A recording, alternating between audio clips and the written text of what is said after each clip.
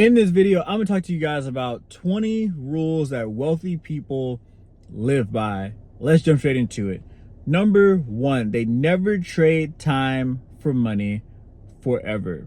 They build systems, they build assets, and they build leverage. That is what you're gonna need in order to get into that next phase of your life. Number two, they think in decades, not days. Wealth comes from compounding, not quick wins. It comes from the boring, the mundane, the repetitive, the things you're going to do every single day for the rest of your life to pass on to the next generation. It's not going to come from that one random flip that you did. It's not going to come from this. It's not going to come from this, quick win that you had over here. It's going to come from consistent long-term effort that you put into something on a day in, day out. Right? Number three, money is a tool, not a trophy. They use it to buy freedom, not just status. Money is a tool, meaning you use money to accomplish the goals and the purpose that you have for your life. It's not a trophy. It's not meant to just be collected and then showcased as if that was the end all be all, just to stack a bunch of dollar signs. Because at the end of the day, it's just a bunch of numbers. It really doesn't mean anything. It's literally printed out of thin air, right? Number four, don't fear risk, fear stagnation. Avoiding risk is the fastest way to stay broke. If you're broke, it's probably in direct correlation to the amount of risk that you take, right? You're gonna fail, you're gonna screw up, you gotta try, fail, and adjust. It's just part of the process, right? Number five, they play the long game of reputation. Credibility compounds faster than cash. Network, right? Building loyalty and trust, being someone of integrity, doing what you say you're going to do when you say you're going to do it, having discipline, showing up and showing out, right? You got to build a reputation. Your last name is more important than how much money you made, right? Because not only does your last name a direct tie to you, it's also a direct tie to your family, to your kids, to your spouse, right? So what does your last name say about you? Number six, save like the broke, invest like the rich.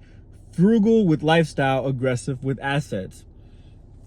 Again, I say this in a lot of my videos. The goal is to have as much income as possible with as low expenses as possible, to create as much profit as possible, to start building assets, to start investing, to start doing the things you actually want to do to create the life that you actually want.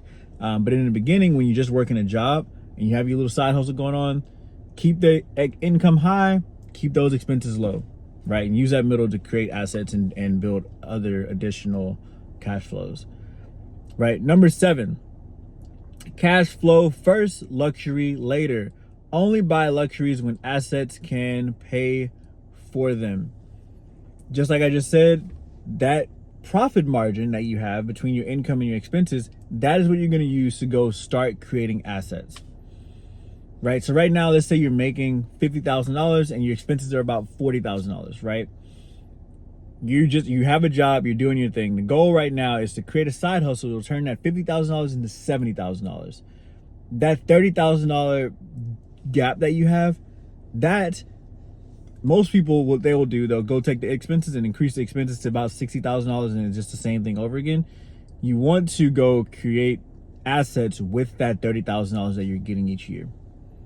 That should be the goal, right? And obviously you want to turn that 30 into 60, or that's, 30 into 90, right? You want to 2x at minimum what the profit that you're creating, but you're only going to do that through assets. You're only going to do that through investments, right? It's going to take some time, but that's where you start. Number eight, protect the downside. Always have a plan if investments fail, and investments will fail. So you got to have a backup plan for those. Number nine, respect every dollar. Small leaks sink big ships. This one right here is huge for most people. I think that this one is the most underrated on probably the entire list, because most people don't respect every single dollar. Most people have dollars going in and out. They got, again, Red Bull here, fast food here. They got, a Netflix subscription there and an Apple payment here, right? And those $5.99 things start adding up over time. And that's how you get from $40,000 expenses to $50,000 expenses. It's just a bunch of just stuff that's in there that you gotta take out. Number 10, let money work harder than you. Investing is greater than labor. Take that money that you're making and invest it. Stop trying to just work for more money, right? The reason you're starting the side hustle is to replace the job, not to just keep doing on the side of the job, right? But then when you get to a point where that side hustle has replaced the job, the goal isn't to go create a new side hustle. No. The goal is to focus on the side hustle and start letting the money that you created start working for you instead of you working for it at that point. Number 11, solve big problems at scale. The bigger the problem, the bigger the paycheck. Number 12, ownership over employment. They value equity more than salaries. Again, I'm not talking to people who are just trying to pay their bills. If you're just trying to pay your bills, you need a salary first before you can even talk about ownership. No one's going to give you ownership. You're not going to go own anything because you don't have any money to start anything. So go create money first. Go get a job and go make money. After that part, when you're making decent money, now let's talk about possibly getting to ownership, starting a side hustle, starting to build something that's yours, right? Over staying at your salary job for the rest of your life. Number 13, leverage other people's skills.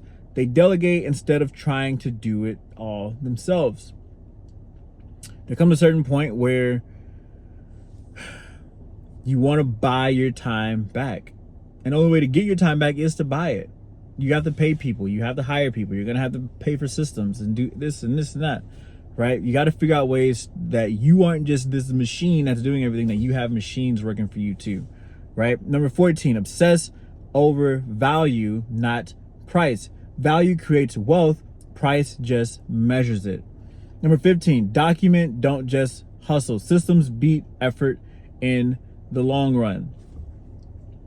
Not just because having systems is better than hustle, but because willpower will run out. Discipline will run out. Systems never run out because they're not built on emotion. They're not built on humans. They're built on machines, right? So having systems that handle all your expenses, having systems that handle your investment, having systems that handles your savings, right? Make this stuff automatic so you're not the one having to choose to do it every single time, because there's going to be times where you won't and you'll say no, right? Number 16, delay gratification. Trade short-term pleasure for long-term power. This one right here is hard for a lot of people because a lot of people don't know how to wait. They want everything right now. They got to have it today. But you got to learn how to be able to trade the short term for long term. It has to be something that you're willing to do, or wealth will never come because you'll keep spending the money that was supposed to be used to create the wealth. Number 17, stay a student. Continuous learning equals continuous earning. Take time to read, to listen, to get around people that are further ahead than you, and to just stay in that student mindset, stay in that growth mindset. Get out of the consumer mindset in terms of wasting your time. If you're going to consume anything, consume things that are going to increase your wealth, right? Number 18, control emotions, especially fear and greed. Emotions kill wealth faster than mistakes. That's huge, because mistakes actually don't kill wealth. Mistakes actually teach you how to do things better in the future. You're going to make mistakes. You're going to fail. It's part of it. Now, not controlling your emotions will destroy everything, because you never know when your emotions are going to say, I don't know, quit, or, buy this or do this, right? So you got to be able to control your emotions, your discipline, before you can really do anything. Number 19, say no more than yes. Discipline is protection. No needs to be your default answer when anyone asks you anything, right?